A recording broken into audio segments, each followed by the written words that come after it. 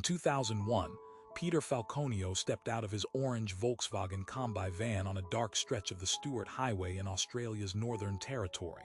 And then he was gone, with 900 square miles of desert, 3 full police searches, and 23 years of forensic science turning up nothing.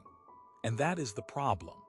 Peter Falconio was 28 years old, British, originally from Hepworth in West Yorkshire. He and his girlfriend, Joanne Lees, 27, were midway through a working holiday in Australia. They had been together for years. They were driving north toward Darwin in that orange Kombi, taking their time, stopping when they felt like it. It was a Tuesday night, July 14, 2001. The temperature was dropping. The highway was long and flat and almost completely empty. They had no reason to feel afraid. They were 2 people on a road trip, 3 weeks from flying home to England. That was the last normal moment either of them had. Around 11 p.m., a man in a white truck pulled up behind them and flagged them down. He told Peter that sparks were coming from the Kombi's exhaust. Peter pulled over. He got out to have a look. The man directed him around to the back of the vehicle. Joanne stayed in the van. She heard a single loud bang. She walked around to the rear of the Kombi to find Peter. He was not there. Before she could understand what had happened, the man grabbed her. He zip-tied her wrists behind her back with homemade restraints. He dragged her toward the truck. She fought. She got loose from the cab. She ran into the scrubland and crouched between 2 bushes in the dark. She stayed there for 5 hours. She could hear him searching. At some point, the sound stopped. She made it back to the road just after midnight. A passing truck driver found her, shaking, wrists still bound. Peter was gone. Police arrived within hours. They had a living witness. They had a crime scene. They had tire impressions. They had the restraints. They had the Kombi still parked where Peter had pulled over. What they did not have was Peter Falconio. The Stuart Highway cuts through some of the most remote terrain in Australia. Red sand, sparse scrub, no landmarks for miles in either direction.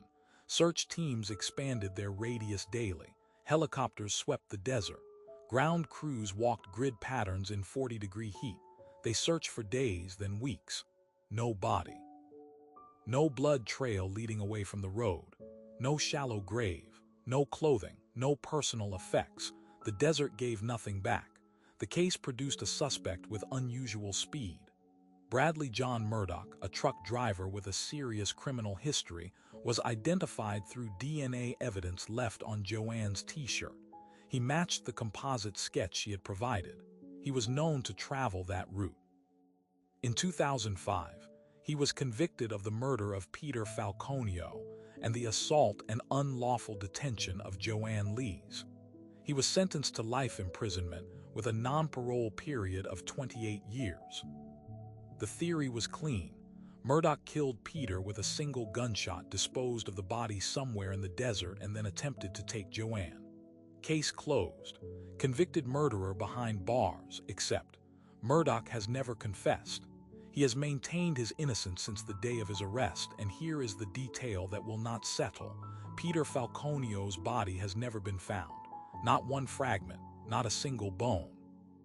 In 23 years, with renewed search efforts, with ground-penetrating radar surveys, with tips from the public, with aerial imaging, the desert has returned nothing. Murdoch has not cooperated. He has not told investigators where the body is. He has not slipped in any interview, in any documented prison communication. His appeals all failed. But the physical absence of Peter Falconio means this: the actual location of that man, in the literal, concrete sense, is unknown. A murder conviction stands. The body of the victim does not. Remember the running engine, the untouched van, the restraints left in the scrub. A crime scene with everything present except the victim. Now here is the part that will not leave you. Joanne Lees was in that scrubland for 5 hours. She heard the man searching. At some point he gave up and left. She did not hear digging. She did not hear the Kombi move because it wasn't moved. Police found it exactly where Peter parked it. In less time than it takes to watch a film, a man was made to disappear so completely that not one bone, not one fragment of clothing, has ever surfaced in over 2 decades of searching one of the most inhospitable landscapes on Earth. Bradley John Murdoch remains incarcerated in Darwin. His earliest possible parole date is 2033. The Northern Territory Police still list finding Peter Falconio's remains as an active investigative objective. The case is, on paper, solved. So why does no one know where he is?